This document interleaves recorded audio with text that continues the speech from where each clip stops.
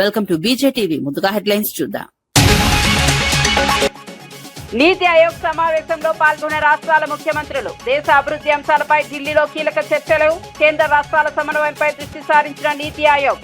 అభివృద్ధి కార్యాచరణకు మార్గదర్శక నిర్ణయాలపై చర్చలు. డిఎస్సీలో భారీ కుంభకోణం జరిగిందన్న వైఎస్ జగన్. నియామక ప్రక్రియపై సిబిఐతో విచారణ జరిపించాలని డిమాండ్. స్పోర్ట్స్ కోటాలో అక్రమాలకు పాల్పడి తమ వారికి ఉద్యోగాలు ఇచ్చారని ఆరోపణ. చంద్రబాబు, లోకేష్ ల ముద్దాయిలు కాబట్టి న్యాయం జరగదని వ్యాఖ్య.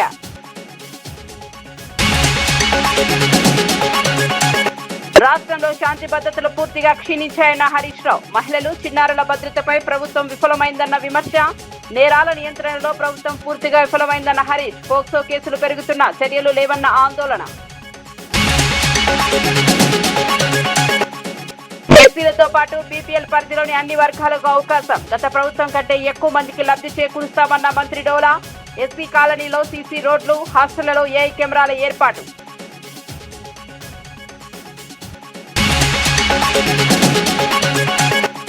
రాజకీయ లబ్ధి కోసం ఎస్ఐఆర్ అంశాన్ని ఇతర పార్టీలు రాద్ధాంతం చేస్తున్నాయన్న రామచంద్రరావు.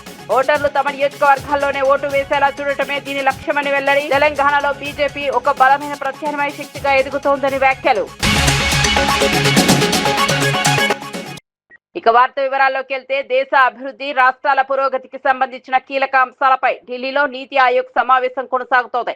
ఈ సమావేశానికి తెలంగాణ ముఖ్యమంత్రి రేవంత్ రెడ్డి, ఆంధ్రప్రదేశ్ ముఖ్యమంత్రి చంద్రబాబు నాయుడు, తమిళనాడు సీఎం విజయ్ సహా పలు రాష్ట్రాల ముఖ్యమంత్రులు హాజరయ్యారు. కేంద్ర ప్రభుత్వం చేపడుతున్న అభివృద్ధి కార్యక్రమాలు, రాష్ట్రాలకు సంబంధించిన ప్రాధాన్య అంశాలపై చర్చలు జరిగాయి.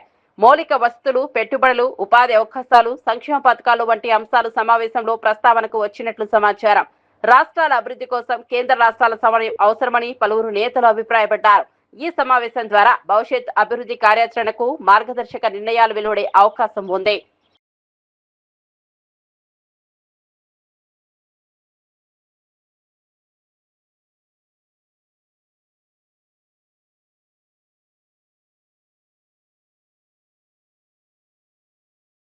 డిఎస్సీ నియామకాల వ్యవహారంపై మాజీ సీఎం జగన్ తీవ్ర ప్రశ్నలు సంధించారు. ఫస్ట్ ర్యాంక్ సాధించిన అభ్యర్థికి ఉద్యోగం ఎందుకు ఇవ్వలేదని ప్రభుత్వాన్ని నిలదీశారు. అతని ఐడి ఎందుకు కనిపించకుండా పోయిందని ప్రశ్నించారు. రెండో మెరిట్ జాబితాలో ఫస్ట్ ర్యాంకర్ పేరు తొలగించడం వెనుక కారణం ఏమిటో చెప్పాలని డిమాండ్ చేశారు. ఈ పరిణామాలు చూస్తుంటే నియామక ప్రక్రియలో తప్పులు జరిగాయనే అనుమానాలు బలపడుతున్నాయని అన్నారు. అర్హులైన అభ్యర్థులకు న్యాయం జరగాల్సిన అవసరం ఉందన్నారు. నియామకాలలో పారదర్శకత లేకపోతే విద్యార్థుల భవిష్యత్తు దెబ్బతింటుందని ఆందోళన వ్యక్తం చేశారు. ప్రభుత్వం ఈ అంశంపై పూర్తి వివరాలు ఇవ్వాలని కోరారు. డిఎస్సీ వ్యవహారంలో నిజాలు బయటకు రావాలని జగన్ డిమాండ్ చేశారు. ఇంట్రెస్టింగ్ గా ఉంది కథ. ఇదే క్యాండిడేట్ ఇంత మంచి ర్యాంక్ వచ్చింది కదా, మరి క్యాండిడేట్కి ఉద్యోగం రావాలి కదా. ఇదే క్యాండిడేట్కు నిజంగా మెరిట్తో ర్యాంక్ సాధించాడని వీరు భావించి ఉంటే ఈ మనిషికి ఉద్యోగం ఎందుకు ఇవ్వలేదు? ఇది ఇంకొక మిస్టరీ. అంటే తప్పు జరిగిందని కనిపిస్తూ ఉంది కదా, అతడి ఐడి కనిపించకుండా చేశారు. అతడి ఐడిని కనిపించకుండా చేశారు. అతని డేటాను మాయం చేశారు. సెకండ్ మెరిట్ లిస్ట్ కూడా ఒకసారి చూపించుమా. మెరిట్ లిస్ట్లో మార్పులు ఆయన పేరు లేదు. మెరిట్ లిస్ట్లో మార్పులు ఇష్టానుసారంగా ఆయన పేరు లేదు. నిజంగా ఈ క్యాండిడేట్ కన్నా మెరిట్ ర్యాంక్ సాధించాడని వీరు భావించి ఉంటే ఉద్యోగం ఎందుకు ఇవ్వలేదు అంటే తప్పు జరిగిందనేగా. అతని ఐడి ఎందుకు కనిపించకుండా చేశారు? అతని డేటాను ఎందుకు మాయం చేశారు? మెరిట్ లిస్ట్ నుంచి తన పేరును ఎందుకు తొలగించారు? కాల్ లెటర్ ఎందుకు పంపలేదు? పరీక్షల్లో వీళ్ళు కండక్ట్ చేసిన విధానం చూస్తే నిజంగా చాలా షాకింగ్గా ఉంటుంది. అసలు అలార్మింగ్ లెవెల్స్లోకి షాక్ అనేది పోతుంది. లక్షల మంది క్యాండిడేట్లు పెట్టుకున్న నమ్మకాన్ని చంద్రబాబు నాయుడు గారు వమ్ము చేస్తూ స్కాములు చేస్తూ ప్రతిభావంతుల జీవితాలను దారుణంగా దెబ్బతీసిన పరిస్థితులు ఈరోజు రాష్ట్రంలో చూస్తూ ఉన్నాం. ఇంత ఘోరంగా రిక్రూట్మెంట్ జరగడం అన్నది బహుశా ఆంధ్ర చరిత్రలో బహుశా ఎప్పుడైనా జరిగిందో లేదో నాకైతే తెలియదు. కానీ సాక్షాత్తు చంద్రబాబు నాయుడు గారు కొడుకు, ఆయన సుపుత్రుడు లోకేష్ విద్యాశాఖ మంత్రిగా ఉంటూ ఇద్దరు కలిసి ఇంతటి దారుణంగా చేశారు అన్న విషయాలు ఆంధ్ర రాష్ట్రంలో చోటు చేసుకున్నాయి. కేంద్ర సహాయ మంత్రి బండి సంజయ్ ఆసక్తికర వ్యాఖ్యలు చేశారు. తనకు ప్రధాని నరేంద్ర మోదీ స్ఫూర్తి అని పేర్కొన్నారు. గత 20 సంవత్సరాలుగా తనకు జ్వరం కూడా రాలేదని చెప్పారు. అయితే ఇటీవల హైదరాబాద్ లో పాలు తాగిన తర్వాత జ్వరం వచ్చి 3 రోజుల పాటు మంచానికే పరిమితమయ్యానని తెలిపారు. ఆరోగ్యంపై ప్రత్యేక శ్రద్ధ తీసుకోవాలని సూచించారు. క్రమశిక్షణతో కూడిన జీవన శైలి, వ్యాయామం, యోగా వంటి అంశాలు ఆరోగ్యానికి ఎంతో మేలు చేస్తాయని అన్నారు. ప్రధాని మోదీ జీవన విధానం తనను ప్రభావితం చేసిందని పేర్కొన్నారు. ప్రజలు కూడా ఆరోగ్యకరమైన అలవాట్లు అలవర్చుకోవాలని పిలుపునిచ్చారు. మ్యాంగో ఎంత మంచి అందంగా ఉంటుంది. మ్యాంగో నేనేమైతే హైదరాబాద్లో హైబ్రిడ్ మ్యాంగో తింటే 2 అమ్మాయిలు చచ్చిపోయారు. 17 ఏళ్ళ అమ్మాయి, 9 ఏళ్ళ అమ్మాయి చచ్చిపోయారు. నిన్న మామిడికాయ తింటే చచ్చిపోయారు. నిన్న మామిడికాయ తింటే అంటే ఇవాళ దేశంలో మామిడికాయ తినడానికి కూడా భయపడే పరిస్థితి వచ్చింది. అంతెందుకన్నా నేనే ఉదాహరణ. నేను మొన్న హైదరాబాద్లో మిల్క్ దాగి 3 రోజులు బెడ్ మీద పడినా. నేను బెడ్ మీద పడినా 3 రోజులు. నేనే నాకు 20 సంవత్సరాలు జ్వరం లేదు. నాకు నరేంద్ర మోడీ స్ఫూర్తి. నేను అనుకున్నా మోడీ గారి స్ఫూర్తి నాకు కూడా జ్వరం రాదని చెప్పి అమ్మవారు భక్తులు అని చెప్పి మొత్తం ఆరాంస తిరిగిన. లాస్ట్ మొన్న హైదరాబాద్ బయటికి వెళ్ళేస్తే పాలు తాగిన 3 రోజులు బెడ్ మీద పడినా. 20 సంవత్సరాల జ్వరం లేదు, నాకు దగ్గు లేదు, దమ్ము లేదు, బీపీ లేదు, షుగర్ లేదు, ఏం లేదు. ఇవాళ తప్పెవరు ఇలా నానే. కానీ ఇప్పుడు ఈ పూట గురించి ఆలోచించదు మనం. ఈ పూట ఏం జరుగుతుంది, ఇప్పుడే నాకు పైసలు రావాలి, ఇప్పుడే నాకు కోటీశ్వరం. రైతుల పరిస్థితి కోటీశ్వరాల పరిస్థితి లేదని, ఎందుకంటే ఇప్పుడు ధాన్యమే కొనే పరిస్థితి లేదు ఇవాళ. కాబట్టి సమస్యలు వస్తుంటాయి. ఆ సమస్యలను అధిగమించి భవిష్యత్తు గురించి ఆలోచించారు. రేపు మీ పిల్లలు చిన్నప్పుడు మనవరాలు కాళ్ళు వంకరైతే, చేతులు వంకరైతే, ఈ ఫుడ్ తింటే, వంట తింటే, కెమికల్స్ వాడుతున్నటువంటి ఒక భయం, భద్రత అనేది మనలో పడి ఉండాలి. రోగానికి కారకులం మనమే, రోగానికి నివారకులు కూడా మనమే. టీఎస్సీ నియామకాల వ్యవహారంపై టీడీపీ ఎమ్మెల్సీలు కంచెల శ్రీకాంత్, భూమిరెడ్డి రామ్ గోపాల్ రెడ్డి వైఎస్ఆర్సీపీపై తీవ్ర విమర్శలు చేశారు. ఒక్క ఉద్యోగం కూడా ఇవ్వలేని వారు వేలాది ఉద్యోగాలు కల్పించే ప్రభుత్వంపై ఆరోపణలు చేయడం ఆశ్చర్యకరమన్నారు. కూటమి ప్రభుత్వం పారదర్శకంగా నియామకాలు చేపడుతోందని స్పష్టం చేశారు. గత ప్రభుత్వ హయాంలో నిరుద్యోగులు తీవ్ర నిరాశకు గురయ్యారని ఆరోపించారు. ప్రస్తుతం యువతకు ఉద్యోగ అవకాశాలు కల్పించేందుకు ప్రభుత్వం కట్టుబడి ఉందన్నారు. నియామకాల ప్రక్రియలో ఎలాంటి అక్రమాలకు తావు లేదని పేర్కొన్నారు. ప్రతిపక్షాలు ప్రజలను తప్పుదోవ పట్టించే ప్రయత్నం చేస్తున్నాయని విమర్శించారు. నిరుద్యోగుల భవిష్యత్తును దృష్టిలో ఉంచుకొని ప్రభుత్వం ముందుకు సాగుతోందని చెప్పారు. అభివృద్ధి, ఉపాధి కల్పనే ప్రభుత్వ ప్రధాన లక్ష్యమని ఎమ్మెల్సీలు స్పష్టం చేశారు. ఆయన వినడం జరిగింది, వెళ్ళిపోవడం జరిగింది. ఇప్పుడు యాదయ్యను గత వారం రోజుల నుంచి తాడేపల్లిలోనే జగన్మోహన్ రెడ్డి గారి ఇంట్లోనే అతను పెట్టుకొని అతను ఏమైనా వెళ్ళిపోతాడేమో ఏమో అతను బంధించి, ఒక విధంగా నిర్బంధించి ఈరోజు ఆయన్ను పక్కన పెట్టుకోవడం జరిగింది. ఇంకా పార్టిసిపేషన్ అయిన వాళ్ళకు ఉద్యోగాలు ఇచ్చినారు. ఇది ఎక్కడ ప్రపంచంలో ఎక్కడా చూడలేదని చెప్పి హావభావులకు పోతే జగన్మోహన్ రెడ్డి గారు చెప్తున్నారు. సిగ్గుండాల మాట్లాడేదానికి. చరిత్ర తెలుసుకో.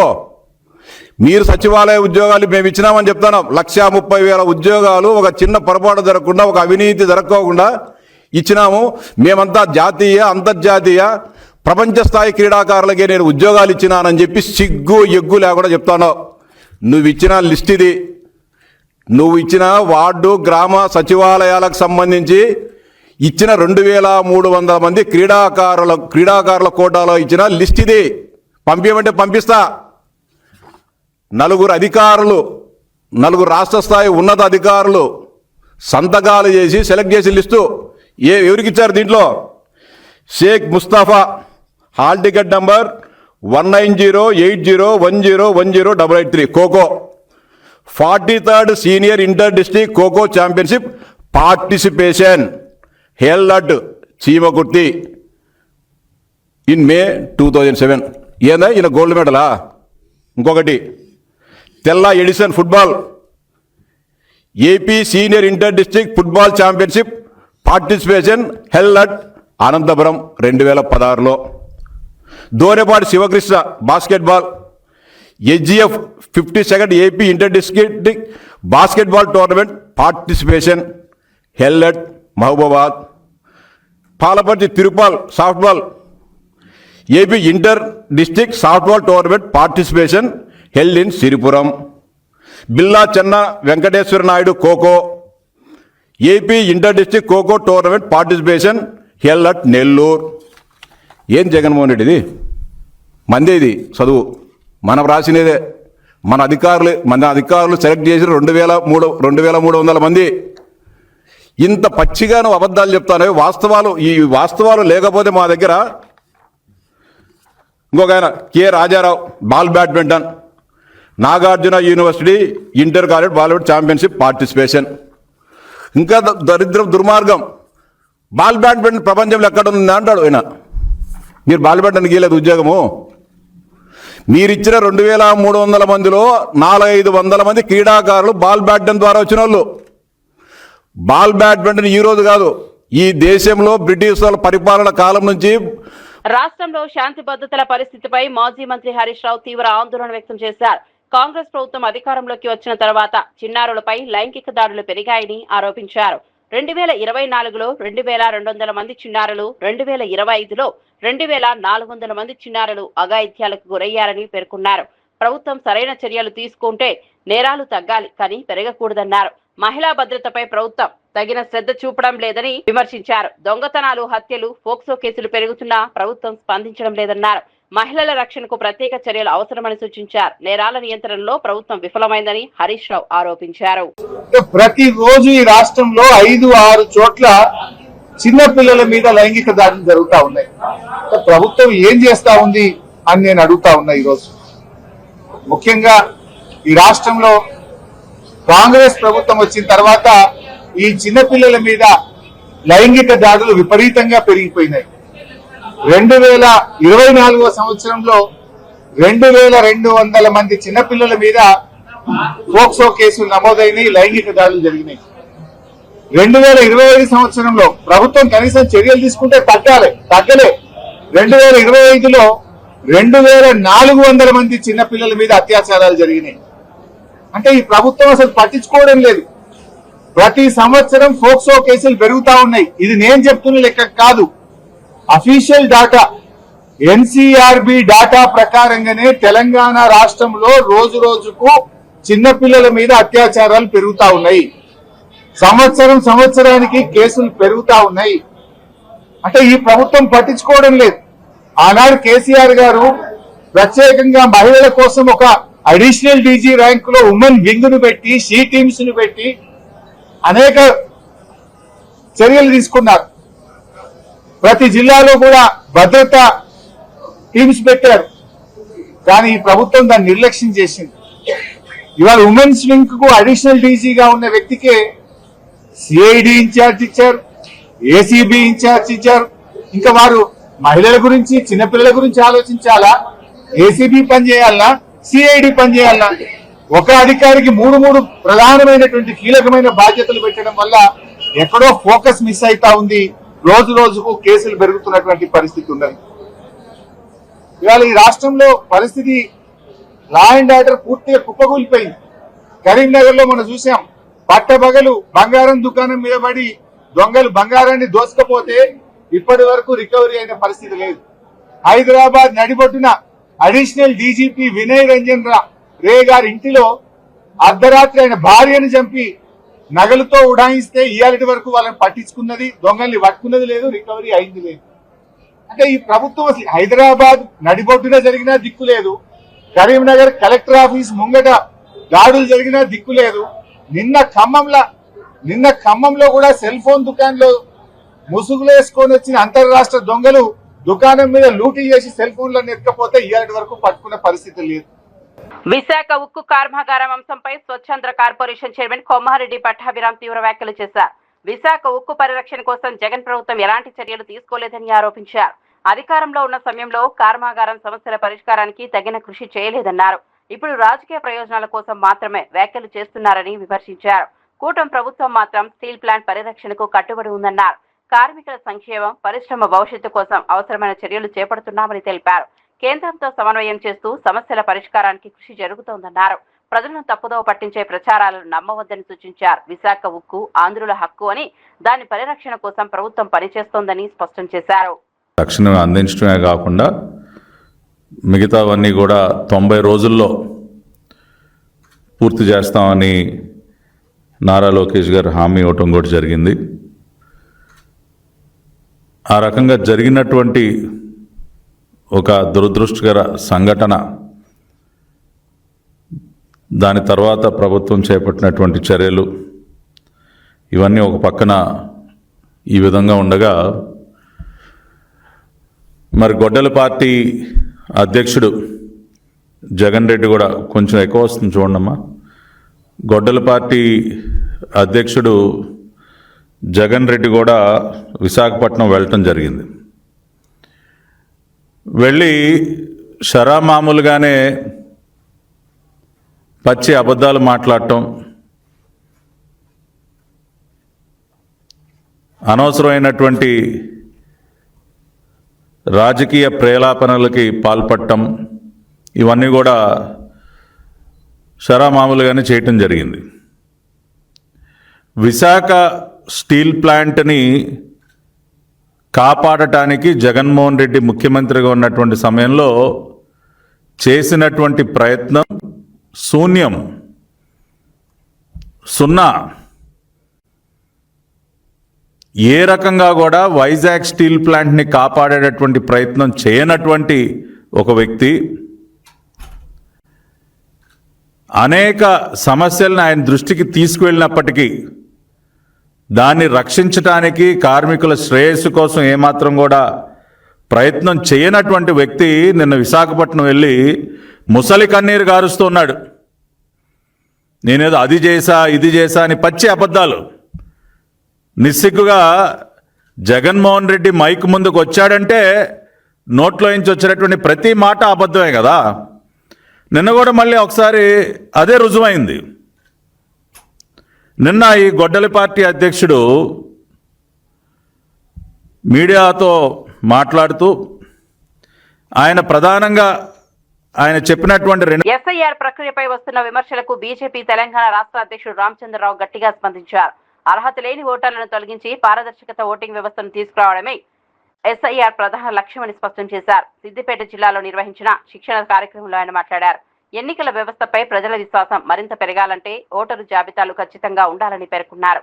ప్రతిపక్షాలు అనవసర అపోహలు సృష్టిస్తున్నాయని విమర్శించారు.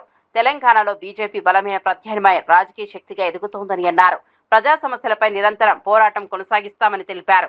ఎన్నికల ప్రక్రియను మరింత పారదర్శకంగా మార్చేందుకు అవసరమైన అన్ని చర్యలకు మద్దతు ఇస్తామని రామచంద్రరావు స్పష్టం చేశారు. ఎలక్షన్ కమిషన్ ఆఫ్ ఇండియా కానీ కేంద్ర ప్రభుత్వంకి ఏం పని ఉంటుందండి?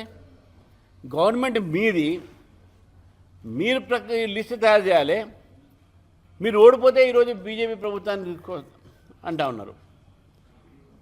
ఇక్కడ కూడా రేవంత్ రెడ్డి గారు వారు ఆలోచించారు. కర్ణాటకలో కూడా ఎస్ఐఆర్ జరుగుతుంది, ఇప్పుడు ఇక్కడ కూడా జరుగుతుంది. మీ ఈ రెండు ప్రాంతాల్లో కూడా మీవే కదా అధికారం. కేరళలో ఎస్ఐఆర్ అయిపోయింది, అక్కడ కాంగ్రెస్ పార్టీ గెలిచింది. మరి దానికి ఏమంటారండి వీళ్ళు? మీరు గెలిస్తేనో ఎస్ఐఆర్ బాగా జరిగినట్టు, మీరు కానీ మీ ఇండియా అలయన్స్ కానీ ఓడిపోతే ఎస్ఐఆర్ సరిగ్గా జరగలేనట్టు, దానివల్లనే ఓడిపోయినాం. తమిళనాడులో ఎస్ఐఆర్ జరిగింది, అక్కడ కూడా చాలా డూప్లికేట్ ఓట్లు తీసేశారు, చనిపోయిన ఓట్లు తీసేశారు. మరి అక్కడ కూడా ఈరోజు ఫలితాలు వేరే విధంగా వచ్చినాయి. బీజేపీకి ఏం అనుకూలంగా రాలే కదా అక్కడ. కాబట్టే మేము గెలుస్తేనో ఈవీఎంల వల్ల గెలిచారంటారు, మేము గెలుస్తేనో లేక మేము ఓడిపోతేనో ఎస్ఐఆర్ వల్ల ఓడిపోయినాం, బీజేపీ ఎస్ఐఆర్ వల్ల గెలిచినంటారు. నేను రేవంత్ రెడ్డి గారిని, కేరళలో మీరు గెలిచారు, దానికి ఏమంటారు మీరు? ఈవీఎంలు పనికిరావు, అప్పుడు ఈవీఎంలు మంచి పని చేసినట్ట. హిమాచల్ ప్రదేశ్లో మీరు గెలిచారు, అప్పుడు ఈవీఎంలు మంచి పని చేసినట్ట. కర్ణాటకలో మీరు గెలిచారు, ఈవీఎంలు పని చేసినట్ట. ఓడిపోతే ఈవీఎంల మీద, ఓడిపోతే ఎస్ఐల మీద పడి ఏడితే ఏడుపు వీళ్ళకు. ఒక బాధ్యత రహితమైనటువంటి యొక్క ప్రవర్తన ఈరోజు కాంగ్రెస్ పార్టీ ఉన్నది. ప్రధాన ప్రతిపక్షం దేశంలో ఈ విధమైనటువంటి ఒక వైఖరితో ఉంటే ఇది ప్రజాస్వామ్యం మంచిది కాదు. ఎస్ఐఆర్ జరుగుతున్నటువంటి నేపథ్యం 20వ తారీఖున నేను తెలంగాణ ప్రజలను కోరుతా ఉన్నాను, మీరు ఎక్కడ ఉన్నారో అక్కడే ఓటు వేయించుకోండి. రేవంత్ రెడ్డి గారు బలవంతంగా ఏంటంటే ఇక్కడ ఉన్న వాళ్ళని చాలామందిని పంపించే ప్రయత్నం చేస్తున్నారు. మీకు ఇక్కడ ఓటు మీరు వేసుకుంటే అక్కడ ఓటు వేయకపోతే అక్కడ మీ ఆస్తులు పోతాయి అంటున్నారు. ఇది తప్పు. ఓటుకు లబ్ధిదారులకి మీ ఆస్తులకు సంబంధం లేదు. ఇక్కడ ఉన్న ఓటర్కి కూడా హైదరాబాద్లో వచ్చే లబ్ధి ఏదైనా ఉంటే హైదరాబాద్ వస్తుంది ఆయనకు. ఎందుకంటే అది లబ్ధి అన్నీ కూడా, బెనిఫిషరీ అన్నీ కూడా ఆధార్ కార్డుతోని ముడిపడి ఉంది, ఓటర్ లిస్టుతో ముడిపడలే. ఓటర్ లిస్టుతో ముడిపడలేదనే విషయాన్ని మనం గుర్తుపెట్టుకోవాలి. ఓటర్ లిస్టు తయారీ ఏదైతే విధానం ఉంటుందో అది స్టేట్లో ఉన్నటువంటి ఒక సిబ్బంది, ఎలక్షన్ కమిషన్ సిబ్బంది దాన్ని తయారు చేస్తారు. ఆ తయారీ చేసేటటువంటి ప్రభుత్వం వాళ్ళదైతే వీళ్ళ ఏడుపంతా కూడా బీజేపీ ప్రభుత్వం మీదనో ఎలక్షన్ కమిషన్ ఎందుకు ఉంటుంది? ఎలక్షన్ కమిషన్ ఆఫ్ ఇండియా సంవిధానికమైనటువంటి ఒక రాజ్యాంగబద్ధమైనటువంటి ఒక సంస్థ. వాళ్ళ ప్రక్రియలో పాల్గొంటుంది. విదేశీ విద్యను అభ్యసించాలనుకునే పేద విద్యార్థులకు ప్రభుత్వం శుభవార్త చెప్పింది. ఈ ఏడాది నుంచే విదేశీ విద్య పథకాన్ని అమలు చేయనున్నట్లు మంత్రి డోలా శ్రీ బాల వీరాంజనేయ స్వామి ప్రకటించారు. ఈ పథకం కేవలం ఎస్సీ విద్యార్థులకే కాకుండా బీపీఎల్ కేటగిరీలోని అన్ని వర్గాల వారికి వర్తించేలా రూపకల్పన చేస్తున్నామని తెలిపారు. విద్య ద్వారా సామాజిక అభివృద్ధి సాధించాలన్నదే ప్రభుత్వ లక్ష్యమన్నారు. విదేశీ విద్యా నిధి పథకము గతంలో పేరు మార్చుకోవటం ఇవన్నీ జరిగినాయి. దాని విషయంలో ప్రభుత్వం అర్హత ఉన్నటువంటి అన్ని, not only SC ST, below poverty అయినటువంటి అన్ని వర్గాల ప్రజలకి ఉపయుక్తంగా ఉండే ఒక పాలసీని చేయమని చెప్పారు. అధికారులు ఆ ప్రాసెస్లో ఉన్నారండి. దానివల్ల కొంచెం గ్యాప్ వచ్చింది. ఈ సంవత్సరం అది తీసుకొచ్చే విధంగా ఉన్నాం. అంటే ఒక ఈ 2 కుల సామాజిక వర్గాలే కాకుండా బెనిఫిషరీ అంటే బీపీఎల్ ఫ్యామిలీలో ఎలిజిబిలిటీ ఉన్నటువంటి వాళ్ళందరూ ఎక్కువ మందికి ఈ ప్రోగ్రామ్ను విస్తరించే విధంగా మేము ఒక ప్రణాళిక తీసుకొస్తున్నామండి. పార్వతీపురం మన్యం జిల్లాలోని తోటపల్లి జలాశయం వద్ద నిర్వహించిన యోగాంధ్ర కార్యక్రమంలో మంత్రి సంధ్యారాణి పాల్గొన్నారు. యోగా ప్రతి ఒక్కరి దైనందిన జీవితంలో భాగం కావాలని పిలుపునిచ్చారు. ఆరోగ్యకరమైన జీవనశైలికి యోగా ఎంతో ఉపయోగకరమని తెలిపారు. ఎమ్మెల్యే తోయిక జగదీశ్వరి, కలెక్టర్ ప్రభాకర్ రెడ్డి సహా పలువురు అధికారులు కార్యక్రమంలో పాల్గొన్నారు. స్థానిక ప్రజలతో కలిసి మంత్రి వివిధ యోగా ఆసనాలు చేశారు. శారీరక, మానసిక ఆరోగ్యానికి యోగా దోహదపడుతుందని పేర్కొన్నారు. యువత నుంచి వృద్ధుల వరకు అందరూ యోగా అలవాటు చేసుకోవాలని సూచించారు. ఒత్తిడి తగ్గించడంలో యోగా కీలక పాత్ర పోషిస్తుందని చెప్పారు. ఆరోగ్యవంతమైన సమాజ నిర్మాణానికి యోగా అవసరమని మంత్రి సంధ్యారాణి తెలిపారు. లాస్ట్ ఇయర్ అయితే వైజాగ్ లో దాదాపు 3 నుంచి 4 లక్షల మంది ఒకే వైజాగ్ దగ్గర కూర్చొని, ఒకే స్థలంలో కూర్చొని చేసింది గిన్నిస్ బుక్ ఆఫ్ వరల్డ్ రికార్డులకు వెళ్ళింది. మీ అందరికి కూడా తెలుసు. అల్లూరు సీతారామరాజు జిల్లాలో ఉన్నటువంటి మన గిరిజన విద్యార్థులు 108 యోగాసనాలు 108 నిమిషాల్లో పూర్తి చేసి Guinness book of world record కూడా వెళ్ళారు.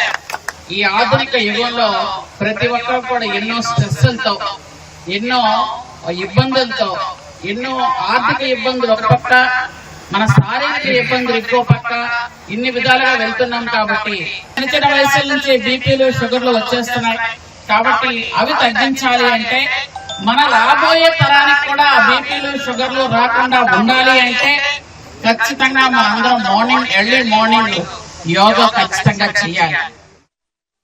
ఖమ్మంలో బాలికపై జరిగిన దారుణ ఘటనపై మాజీ మంత్రి సునీత లక్ష్మారెడ్డి తీవ్ర ఆవేదన వ్యక్తం చేశారు.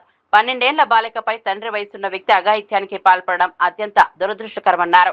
బాలిక తీవ్ర భయాందోళనకు గురై పురుష వైద్యులను కూడా దగ్గరకు రానివ్వడం లేదని పేర్కొన్నారు. ఇలాంటి ఘటనలు సమాజాన్ని కలిచివేస్తున్నాయని ఆవేదన వ్యక్తం చేస్తున్నారు. మహిళా మంత్రులు ఎందుకు స్పందించడం లేదని ప్రశ్నించారు. ప్రభుత్వం వెంటనే స్పందించి బాధితురాలికి న్యాయం చేయాలని డిమాండ్ చేశారు. ఈ కేసు విచారణ కోసం ఫాస్ట్ ట్రాక్ కోర్టు ఏర్పాటు చేయాలని కోరారు. నిందితులకు కఠిన శిక్షలు విధించాలని డిమాండ్ చేశారు. మహిళలు, చిన్నారుల భద్రతకు ప్రభుత్వం ప్రత్యేక చర్యలు తీసుకోవాలని సునీత లక్ష్మారెడ్డి సూచించారు. నిజంగా కూడా చాలా చాలా బాధాకరమైనటువంటి ఇన్సిడెంట్, విషాదమైనటువంటి ఇన్సిడెంట్. మానవతా విలువల్ని మర్చి ఒక 12 ఏళ్ల అమ్మాయి పైన, కూతురి వయసు, మనవరాల వయసులో ఉన్నటువంటి అమ్మాయి పైన అత్యాచారం చేయడం, ఆడుకుంటున్నటువంటి అమ్మాయిని పిలిచి అత్యాచారం చేసి ఎక్కడ మళ్ళీ తను బయటకు చెప్తుందో అని చెప్పేసి ఆలోచనతో ఎత్తుకొని కింద పడేసినటువంటి ఇన్సిడెంట్ ఏదైతే ఉందో కూడా నిజం కూడా సభ్య సమాజం అందరూ కూడా మరి ఈ రోజు దానిపైన సంఘీభావం తెలుపుతుంటే ఈ రోజు మరి ప్రభుత్వానికి మాత్రం కనీసం చలనం లేకుండా పోయింది. ఆ అమ్మాయి ఫస్ట్ హాస్పిటల్ కి పోయి ట్రీట్మెంట్ చేసుకున్న తర్వాత వాళ్ళ తల్లిదండ్రులకు చెప్పడానికి భయపడి మేనమామను పంపిస్తే మేనమామతో ఈ సంఘటన చెప్పి బాధపడుతున్నటువంటి పరిస్థితి. ఈ రోజు ఇక్కడ డాక్టర్స్ తో మాట్లాడినప్పుడు కూడా వాళ్ళు ఏం చెప్తా ఉన్నారంటే మగ వాళ్ళు ఎవరైనా హెచ్ఓడీస్ గాని లేదంటే ఆర్ఎంఓస్ గాని డాక్టర్స్ గాని వస్తే ఆ అమ్మాయి భయభ్రాంతులకు గురవుతుంది. అంటే అంత ఘోరంగా అమ్మాయిని చిన్న అమ్మాయిని మరి చిత్రహింసలు పెట్టినటువంటి ఘటన మనం ఇప్పుడు చూడడం జరుగుతోంది. మరి ప్రభుత్వం ఎందుకు స్పందిస్తలేదని చెప్పేసి నేను అడుగుతా ఉన్నాను. ఈ రోజు కాంగ్రెస్ పార్టీ హయాంలో మరి మహిళలకు రక్షణ కరువైపోయింది. ఇప్పుడు చూస్తా ఉంటే ఈ ఘటనతో మరి ఆడపిల్లల పైన కూడా మరి ఈ ప్రభుత్వం పట్టించుకున్నటువంటి పరిస్థితి కనిపించినట్టు అనిపిస్తలేదు. ఖమ్మం జిల్లాకు సంబంధించి 3 మంత్రులు ఉంటే ఒక్కరు కూడా స్పందిస్తలే. ఆ పక్కనే ఉన్నటువంటి వరంగల్ గాని సంబంధించినటువంటి 2 మహిళా మంత్రులు కూడా కనీసం వచ్చి చూసి వారికి ఏం కావాలి అనేది కూడా అడిగేటువంటి పరిస్థితి లేదు. మరి ఇక్కడ పరిస్థితి చూస్తానంటే అమ్మాయి దాదాపు ఇంకా స్పైన్ దెబ్బతిని నడిచేటువంటి పరిస్థితి లేకుండా ఉన్నట్టుగా కనిపిస్తా ఉంది. ప్రభుత్వం నిర్లక్ష్యం వహిస్తా ఉంది. ఇప్పటికి కూడా ట్రీట్మెంట్ కి సంబంధించి కూడా చర్యలు తీసుకోవట్లేదు. ఎవరైతే దీనికి కారకుడైనటువంటి వారిపైన కూడా మరి సెక్షన్స్ ఇప్పుడే మనకి చెప్పడం జరిగింది ఏంటంటే పోక్సో కేసు ఫస్ట్ బుక్ చేసి దాన్ని 8-1 చేసి తర్వాత మళ్ళీ అందరు ప్రశ్నిస్తున్నటువంటి సమయంలో దాన్ని 5-6 కి చేయడం జరిగింది అని చెప్పేసి చెప్పడం జరుగుతోంది. నిజంగా ఈ సంఘటన మనం అందరం కూడా ఖండించాల్సినటువంటి అవసరం ఉంది. ప్రభుత్వం కూడా ఇమీడియట్ గా స్పందించాలి. ప్రభుత్వం అసలు ఎటువంటి చర్యలు తీసుకుంటారు ఇటువంటి ఇన్సిడెంట్ జరిగినప్పుడు నామమాత్రంగా మాట్లాడుతున్నారు, మరి చేతులు దులుపురేటని ప్రయత్నం చేస్తా ఉన్నారు. ఇటువంటి పోక్సో కేసెస్ కి సంబంధించి ఇమీడియట్ గా ఫాస్ట్ ట్రాక్ కోర్టు ఏర్పాటు చేసి దాన్ని వెంటనే విచారణ చేసి శిక్ష పడేటట్టు చేస్తేనే మళ్ళీ ఇటువంటి పునరావృతం కాకుండా ఉంటాయి. కాబట్టి వెంటనే ఈ కేసు పైన గతంలో ఒక ఇన్సిడెంట్ పట్టణచర్లో జరిగినప్పుడు మరి గౌరవ ముఖ్యమంత్రిగా ఉన్నటువంటి కేసీఆర్ గారు ఒక ఫాస్ట్ ట్రాక్ కోర్టు వేసి ఆ ఒక మరి ఇన్సిడెంట్ ని ఛేదించి మరి బాధితులకు శిక్ష పడేటట్టుగా చేయడం జరిగింది. కాబట్టి ఇప్పుడు కూడా దీన్ని మరి ప్రభుత్వం స్పందించాలా, ఇమీడియట్ గా ఫాస్ట్ ట్రాక్ కోర్టు ఏర్పాటు చేసి విచారణ జరిపి మరి ఎవరైతే దీనికి కారణమైనటువంటి వారిని కఠినంగా శిక్షిస్తేనే ఇవి మళ్ళీ తిరిగి పునరావృతం కాకుండా ఉంటుందని చెప్పేసి మేము ప్రభుత్వాన్ని డిమాండ్ చేస్తా ఉన్నాం. మధ్యప్రదేశ్ రాజ్యసభ ఎన్నికల్లో కాంగ్రెస్ అభ్యర్థి మీనాక్షి నటరాజన్ నామినేషన్ తిరస్కరణపై TPCC vice president Jagadishwar Rao తీవ్ర అభ్యంతరం వ్యక్తం చేశారు. ప్రజాస్వామ్యంలో స్వేచ్ఛాయుత పారదర్శకత ఎన్నికలు అత్యంత కీలకమని పేర్కొన్నారు. అలాంటి ఎన్నికలను నిర్వహించాల్సిన బాధ్యత ఎన్నికల కమిషన్ పై ఉంటుందని గుర్తు చేశారు. కేవలం ఒక ప్రైవేట్ ఫిర్యాదుకు సంబంధించిన కోర్టు నోటీసును అఫిడవిట్ లో ప్రస్తావించలేదనే కారణంతో నామినేషన్ తిరస్కరించడం ప్రజాస్వామ్య స్ఫూర్తికి విరుద్ధమన్నారు. ఈ నిర్ణయం ఎన్నికల వ్యవస్థపై అనుమానాలు పెంచేలా ఉందని వ్యాఖ్యానించారు. ప్రతిపక్షాల గొంతు నొక్కే ప్రయత్నాలు సరికాదన్నారు. ఎన్నికల ప్రక్రియలో పారదర్శకత, నిక్షిప్తపాత ధోరణి ఉండాలని డిమాండ్ చేశారు. ప్రజాస్వామ్య విలువలను పరిరక్షించాల్సిన అవసరం ఉందని జగదీశ్వర్ రావు పేర్కొన్నారు. ప్రజాస్వామ్య వ్యవస్థలో ఎలక్షన్స్ అనేది చాలా ముఖ్యమైనది. ప్రజాస్వామ్యాన్ని కాపాడాలంటే ప్రజలు ఎన్నుకోబడుతున్న ఎలక్షన్స్లో పారదర్శకత, ఫ్రీ అండ్ ఫెయిర్ ఎలక్షన్స్ జరగాలి. అందుకే భారతదేశ స్వాతంత్రం వచ్చిన తర్వాత రిప్రజెంటేషన్ ఆఫ్ పీపుల్ యాక్ట్ 1951 తీసుకురావడమే కాకుండా ఆర్టికల్ 324లో ప్రత్యేకమైన ఎలక్షన్ కమిషన్ కోసం పవర్స్ని చేర్చడం జరిగింది. ఈరోజు మధ్యప్రదేశ్లో కాంగ్రెస్ పార్టీ తరఫున శ్రీ మీనాక్షి నటరాజన్ గారు రాజ్యసభ నామినేషన్ వేస్తే బీజేపీ వాళ్ళు ఏ విధంగా కుట్ర పన్ని నామినేషన్ తిరస్కరించినారో మీ అందరికీ తెలిసిన విషయమే.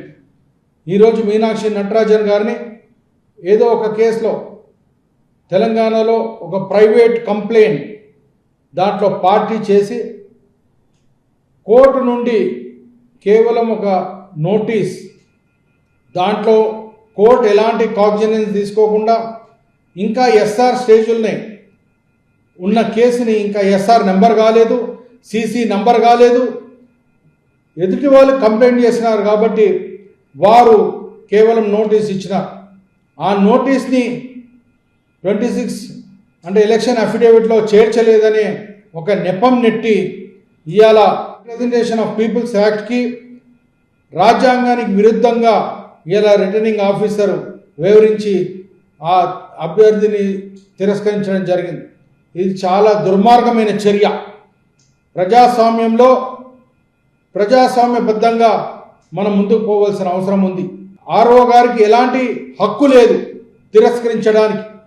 ఆ కేసులో కాగ్నిజెన్స్ లేనప్పుడు, ఆ కేసులో శిక్ష పడనప్పుడు ఇవాళ రిప్రజెంటేషన్ ఆఫ్ పీపుల్ యాక్ట్లో సెక్షన్ 8 క్లియర్గా చెప్తుంది, శిక్ష పడ్డట్టయితే, కాగ్నిజెన్స్ ఉన్నట్టయితే, చార్జెస్ ఫ్రేమ్ అయితే అవన్నీ కూడా చేర్చాలి. కానీ ఇక్కడ మీనాక్షి నటరాజన్ గారి పైన ఎలాంటి కేసు లేదు. ఒక ఇన్ఫర్మేషన్ అడిగి ఖమ్మంలో దాడికి గురై తీవ్ర గాయాలతో నిమ్స్ ఆసుపత్రిలో చికిత్స పొందుతున్న బాలికను మంత్రి తుమ్మల నాగేశ్వరరావు పరామర్శించారు.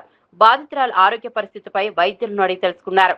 భవనంపై నుంచి తోసేయడంతో బాలిక వెన్నెముకకు తీవ్ర గాయాలయ్యాయని, శరీరంలోని పలు ఎముకలు విరిగిపోయాయని వైద్యులు వివరించారు. ఈ సందర్భంగా మంత్రి మాట్లాడుతూ బాధితురాలికి ప్రభుత్వం తరపున అత్యుత్తమ వైద్యం అందిస్తామని హామీ ఇచ్చారు. చికిత్స కోసం ఎంత ఖర్చైనా ప్రభుత్వం భరిస్తుందని స్పష్టం చేశారు. బాలిక పూర్తిగా కోలుకునేందుకు 3 నెలల వరకు సమయం పట్టే అవకాశం ఉందన్నారు. కుటుంబ సభ్యులకు ధైర్యం చెప్పారు. బాధితురాలకు అన్ని విధాలా అండగా ఉంటామని తెలిపారు. ఈ ఘటనపై ప్రభుత్వం అత్యంత సీరియస్ గా వ్యవహరిస్తోందని మంత్రి పేర్కొన్నారు. ఒక మానవ మృగం లాంటి ఒక మనిషి చేసినటువంటి దురాఘాతం. ఆయన చేసిన చర్య చాలా దుర్మార్గమైన చర్యతోటి పాటు పాపని కూడా ఈ రకంగా ఒక భవనం మీద నుంచి కింద పడేయటం మూలన అనేక రకమైన ఫ్రాక్చర్స్ జరిగినాయి. చేతులు కానీ, రిప్స్ కానీ, ఎన్నుపూస కూడా దెబ్బతిందని చెప్పి డైరెక్టర్ గారు అట్మోస్ట్ ఎంత వీలైతే అంత మంచి వైద్యాన్ని అందించడానికి ప్రయత్నం చేస్తున్నాం. ఉమెన్ వెల్ఫేర్ డిపార్ట్మెంటు వాళ్ళ పేరెంట్స్కి కూడా కావాల్సినటువంటి సౌకర్యాలతో పాటు డైరెక్టర్ గారు కూడా ఆ కుటుంబానికి ఏం కావాలి ఏంటి, వైద్యం ఎంత పెద్ద మొత్తంలో ఖర్చు అయినా కూడా ఆ పాపను రక్షించడానికి ప్రయత్నం చేస్తున్నాం. కానీ టైం తీసుకుంటుంది. ఎన్నుపూస దెబ్బతిన్నది కాబట్టి 2-3 నెలల దాకా కూడా సమయం తీసుకునే అవకాశం ఉంది. దాన్ని బట్టి వైద్యం మాత్రం ఎంత వీలైతే అంత మంచిగా డైరెక్టర్ గారు అందరినీ స్పెషలిస్టులతోటి వైద్యం జరుగుతూ ఉంది. భగవంతుడి దయ వల్ల ఆ పాప కోలుకోవాలని కోరుకుంటున్నాం. Thank you. నీతి ఆయోగ్ సమావేశంలో పాల్గొన్న రాష్ట్రాల ముఖ్యమంత్రులు దేశ అభివృద్ధి అంశాలపై ఢిల్లీలో కీలక చర్చలు. కేంద్ర రాష్ట్రాల సమన్వయంపై దృష్టి సారించిన నీతి ఆయోగ్ అభివృద్ధి కార్యాచరణకు మార్గదర్శక నిర్ణయాలపై చర్చలు. డిఎస్సీలో భారీ కుంభకోణం జరిగిందన్న వైఎస్ జగన్. నియామక ప్రక్రియపై సిబిఐతో విచారణ జరిపించాలని డిమాండ్. స్పోర్ట్స్ కోటాలో అక్రమాలకు పాల్పడి తమ వారికి ఉద్యోగాలు ఇచ్చారని ఆరోపణ. చంద్రబాబు, లోకేష్ ల ముద్దాయిలు కాబట్టి న్యాయం జరగదని వ్యాఖ్య.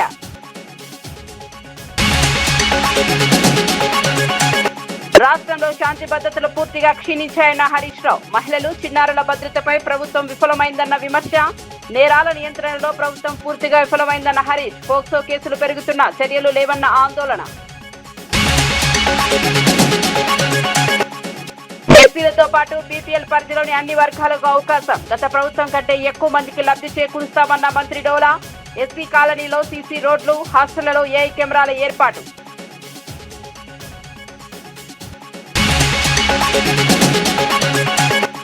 రాజకీయ లబ్ధి కోసం ఎస్ఐఆర్ అంశాన్ని ఇతర పార్టీలు రాద్ధాంతం చేస్తున్నాయన్న రామచంద్రరావు. ఓటర్లు తమ నియోజకవర్గాల్లోనే ఓటు వేసేలా చూడటమే దీని లక్ష్యమని వెల్లడి. తెలంగాణలో బీజేపీ ఒక బలమైన ప్రత్యామ్నాయ శక్తిగా ఎదుగుతోందని వ్యాఖ్యలు. మరిన్ని అప్డేట్స్ కోసం చూస్తూనే ఉండండి బీజేటీవీ.